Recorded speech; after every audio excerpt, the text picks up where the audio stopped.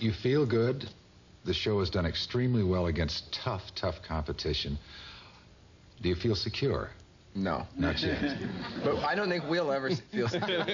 Is that something to do with Yale Drama School? No, it just has something to do with being an actor, and you know, from the word go, no matter what happens to you, it's always, you know, there's always like this big sickle of death over your head. I mean, it's true, you know.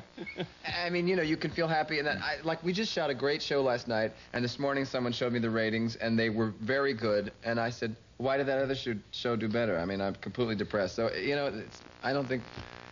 Do you think? I tried to explain it to him. Yeah. Not very persuasively. We've both been in the business for 16, 17 weeks now, and. Well, you've had the benefit of. I don't know if. You've been longer in the business. You were ahead of. He's been longer Bronson. on Earth. Longer on Earth. You were ahead of Bronson in Yale, which makes you older, obviously.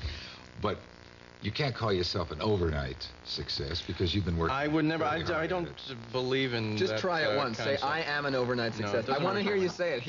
I worked for years and years and years. I did theater, regional theater up and down the East Coast. I worked in New York doing theater. I've directed theater. Occasionally had some forays into film, and those get a lot of exposure, so people think you came out of nowhere, but, you know, actors don't come out of nowhere. They train. Bronson, you like to think of yourself as an overnight success. He's an overnight success. No, actually. He came out of nowhere. It didn't happen. Well, there was one time. He came out of South Pasadena, is where he came from. The first time we did like a lot of interviews together after the show sort of made a little bit of a thing, and an interviewer sat down with Mark and me and said, well, you were both overnight successes, weren't you? And Mark just came in with his 2-minute speech on how there's no such thing. And I was listening and nodding, and then she turned to me and she said, what about you? And I said, oh, yes, I was. Like a complete nitwit. Well, this is going to be fun. We don't often have two men of the hour, and you are charged with being bright and witty and asking all sorts of intelligent questions, the stuff I generally miss.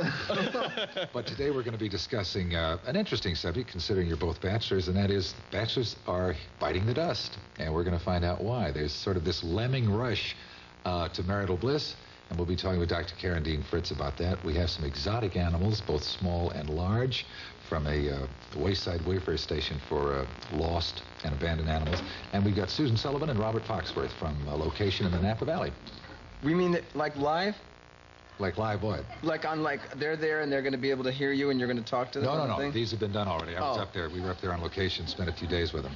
All right, that's the show, and I'll be explaining further to Bronson how this all works. No. We'll be back in a moment.